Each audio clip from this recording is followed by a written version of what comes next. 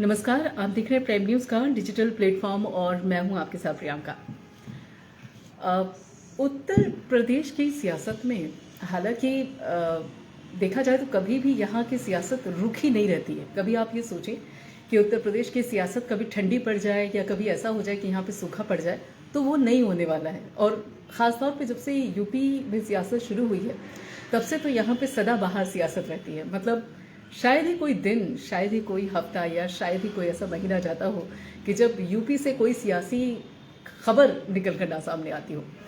इस बार भी ऐसा ही है। और अब तो 2024 का लोकसभा चुनाव है और उसके अलावा नवंबर में 7 नवंबर से जो मध्य प्रदेश, राजस्थान, छत्तीसगढ़, आपका मिजोरम, तेलंगाना, यहाँ पर विधानसभा चुनाव होने हैं।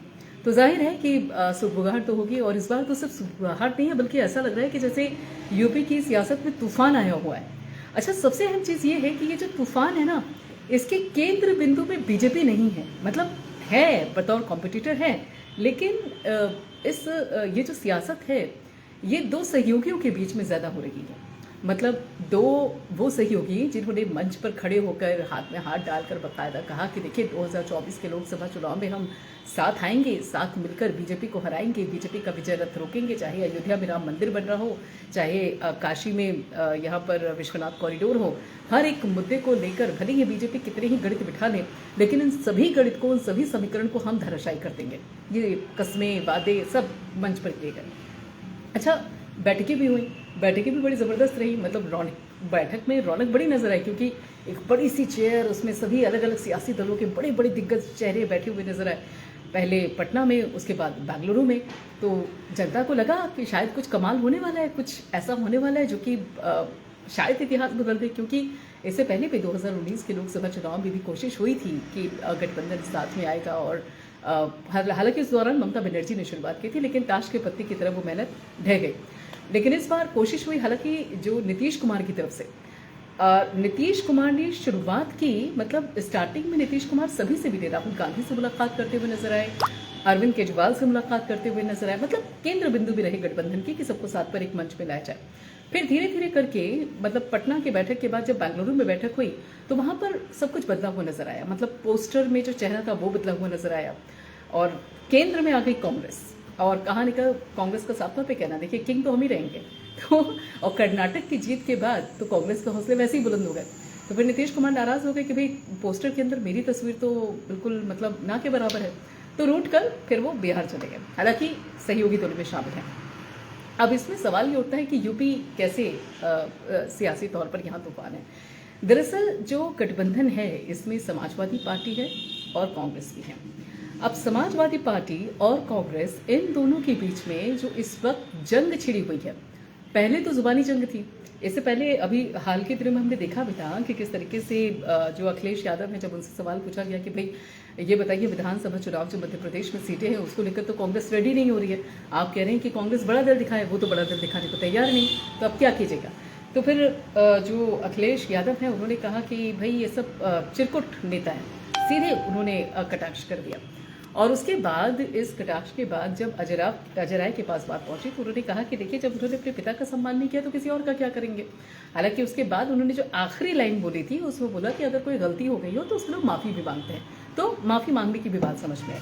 अच्छा, माफ़ी भी मांग ली और उसके बाद उन्होंने ये कहा कि देखिए समाजवादी पार्टी के साथ हम जो हैं वो फिर से एक शुरुआत करना चाहते हैं, सारे गिले शिकवे भुलाकर अब हम समाजवादी पार्टी के साथ आएंगे। तो दो चीजें हुई। पहली तो ये कि कांग्रेस की तरफ से माफीनामा, दूसरा ये हुआ कि जो शुरुआत की बात की गई, नई शुरुआत की बात की। अब सवाल ये उठता है कि आखिर ये शुरुआत किस तरीके की है। देखिए 3 चीजें हैं। सबसे पहले तो ये कि कांग्रेस का कहना यह है कि मध्य प्रदेश में जो कुछ हुआ, मध्य प्रदेश की सीटों के बंटवारे को लेकर जो कुछ हुआ, अब बात को जरा रफा दफा कीजिए, अब नई शुरुआत करते हैं। ये कांग्रेस की तरफ से है। अब जरा शुरुआत का एंगल समझिए क्या है। कांग्रेस यहां पर कल यानी कि गुरुवार के दिन 11 बजे सीतापुर जेल जा रही है। अजय राय जाएंगे, वहां पर मुलाकात वो किससे करेंगे? आजम खान साहब से। दरअसल आजम खान, जिनको 7 साल की सजा हुई है फर्जी बर्थ सर्टिफिकेट को लेकर, तो इस बाबत उनको, उनकी वाइफ को और साथ ही उनके जो बेटे हैं अब्दुल आजम, 7 साल की सजा सुनाई गई है। और अब आजम खान से मुलाकात करने के लिए जो अजय राय हैं वो अपने कांग्रेस के कुछ कार्यकर्ताओं के साथ सीतापुर जेल जाएंगे। यहाँ तक तो समझ में आता है कि मतलब एक तरफ आप अखिलेश यादव से माफी मांगते हैं, दूसरी तरफ आप आजम खान जो कि समाजवादी पार्टी के दिग्गज चेहरे हैं, बड़े चेहरे हैं, उनसे मुलाकात करने के लिए सीतापुर जेल जा रहे हैं। लेकिन वहां जाते वक्त जो उन्होंने बात कही उसके बड़े मायने निकाले जा रहे हैं। अब देखिए, मैं आपको बताती हूँ उन्होंने कहा क्या है। दरअसल यहाँ पर वो कहते हैं आजम खान साहब कि बीजेपी सरकार आजम खान पर बदले की भावना से केस करती रही है। कांग्रेस मुसलमानों का पुराना घर है। भले ही आजम खान सपा के नेता हों, लेकिन कांग्रेस उनके लिए हर लड़ाई लड़ेगी। हम कंधे से कंधा मिलाकर उनके साथ खड़े हैं। अजय राय यहीं पे नहीं रुके, उन्होंने आगे ये तक कह दिया कि अगर आजम खान कांग्रेस में होते तो उनके साथ ये जुल्म नहीं होते। अब इस अगर पूरी लाइन को सुनेंगे, समझेंगे, तब सवाल ये उठता है कि ये मदद कर रहे हैं या फिर समाजवादी पार्टी के लिए और गड्ढे खोद रहे हैं। क्योंकि दो लाइनें इन्होंने कही। इन्होंने कहा कि आजम खान जो हैं अगर वो कांग्रेस में होते तो उनके साथ ऐसे जुल्म नहीं होते। मतलब कहीं ना कहीं वो कहने की कोशिश कर रहे हैं कि समाजवादी पार्टी को या फिर अखिलेश यादव को जो मेहनत आजम खान के लिए करनी चाहिए थी वो समाजवादी पार्टी नहीं कर रही है, या फिर अखिलेश यादव को जिस तरीके से सड़क पर आकर आजम खान के लिए लड़ना चाहिए था वो अखिलेश यादव नहीं कर रहे हैं। एक तरीके से उन्होंने ये बात कही। अच्छा, दूसरी तरफ यहाँ पर जो अजय राय हैं उन्होंने भी एक तरीके से ये भी बोला कि दरअसल शराफत दरगाह के जो सज्जदान श्री मोहम्मद सकलैन मियाँ हैं उनके निधन पर उन्होंने शोक व्यक्त करने के लिए पहुंचे थे वो, और वहां से लौटते वक्त उन्होंने मीडिया से बात की और उन्होंने कहा कि आजम खान सामाजिक और राजनीतिक रूप से सशक्त है। भाजपा सरकार उन पर द्वेष और बदले की भावना से मुकदमे करा रही है। सपा के नेता है मगर कांग्रेस उनके प्रति संवेदना रखती है, कंधे से कंधे मिलाकर खड़ी है। और उसके साथ ही उन्होंने बरेलवी उलमा ऑल इंडिया मुस्लिम जमात के अध्यक्ष मौलाना शहाबुद्दीन रिजवी मुस्लिमों से अपील कर चुके हैं कि सपा का विकल्प तलाशे। इस पर अजय राय ने कहा कि मौलाना से आग्रह करेंगे कि कांग्रेस के पक्ष में माहौल बनाए। अब ये जो एक पूरी तस्वीर है कांग्रेस की, ये मदद वाली तो कतई नहीं लग रही है। ऐसा लग रहा है कि जो समाजवादी पार्टी का वोट बैंक है उस पर एक तरीके से सर्जिकल स्ट्राइक करने की कोशिश है कांग्रेस की।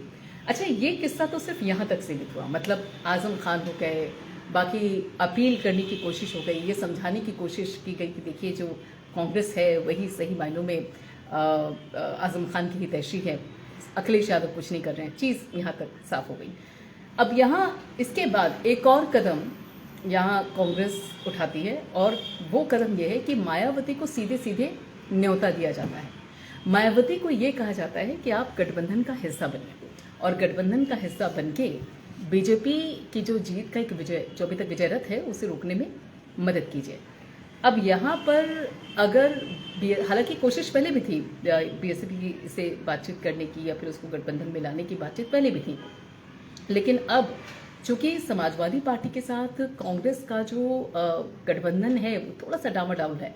भले ही जुबानी हमले अब रुक गए हों, भले ही जुबानी हमले अब पूरी तरीके से भले ही नहीं हो, लेकिन एक विराम भले लग गया हो, लेकिन अब ऐसा लगता है कि अंदर खाने से एक पूरी सियासत शुरू हो चुकी है। एक तरफ मायावती को न्योता, दूसरी तरफ आजम खान से जेल में जाकर मुलाकात। इससे साफ तौर पर पता चलता है कि कांग्रेस की मंशा में कहीं कुछ गड़बड़ है और एक तरीके से बड़ा झटका समाजवादी पार्टी को देने की तैयारी में है। अब ऐसे में जो बीएसपी प्रमुख है मायावती, उनको कांग्रेस नेता है आचार्य प्रमोद कृष्णम, उनकी तरफ से इंडिया गठबंधन में शामिल होने का न्योता दिया गया और यहाँ आचार्य कृष्ण ने कहा कि कांग्रेस से संबंध है, जो आए उसका स्वागत है। और अब उन्होंने ये भी कहा कि मायावती की मदद चाहिए देश को बचाने के लिए। अब देखना ही है कि मायावती की तरफ से कितना मतलब ग्रीन सिग्नल मिलेगा या नहीं मिलेगा। लेकिन फिलहाल जो परिस्थितियां हैं, फिलहाल जिस तरीके से कांग्रेस यहाँ पर अपने आप को आजम खान का हितैषी बता रही है, मायावती को न्योता दे रही है और उसके साथ साथ एक बड़े वोट बैंक से अपील कर रही है कि समाजवादी पार्टी का विकल्प ढूंढिए और कांग्रेस को उस विकल्प के तौर पर देखिए। तो तीन तरफ से तो किलेबंदी समाजवादी पार्टी की कांग्रेस ने कर दी है। उधर समाजवादी पार्टी के सुप्रीमो यानी कि अखिलेश यादव की बात की जाए, वो केदारनाथ के दौरे पर हैं, वहाँ पर बाबा केदार के दर्शन कर रहे हैं। ठीक है, जाना चाहिए, मत्था टेकना चाहिए, आशीर्वाद लेना चाहिए, लेकिन उनकी एक अलग सियासत शुरू होती हुई नजर आ रही है और कहीं ना कहीं जो एक बड़ा वोट बैंक MY समीकरण के साथ जो समाजवादी पार्टी बढ़ती आई है, वहाँ पर ये दौरा क्या इफेक्ट डालेगा, ये एक बड़ा सवाल है। और इसी मुद्दे को लेकर आज 7 बजे हमारे साथ खास मेहमान जुड़ेंगे और आप 7 बजे हमारे साथ जुड़िएगा और देखेंगे कि अलग अलग जो प्रवक्ता हैं, अलग अलग जो यहाँ पर सियासी दलों के चेहरे होंगे वो क्या प्रतिक्रियाएं देते हैं, क्या रिएक्शन निकल कर आता है। तो 7 बजे जुड़िएगा मेरे साथ, इसी मुद्दे पर करेंगे बहस। और फिलहाल इतना ही, बाकी खबरों के लिए आप जुड़े रहिए आपके अपने चैनल प्राइम न्यूज़ के साथ।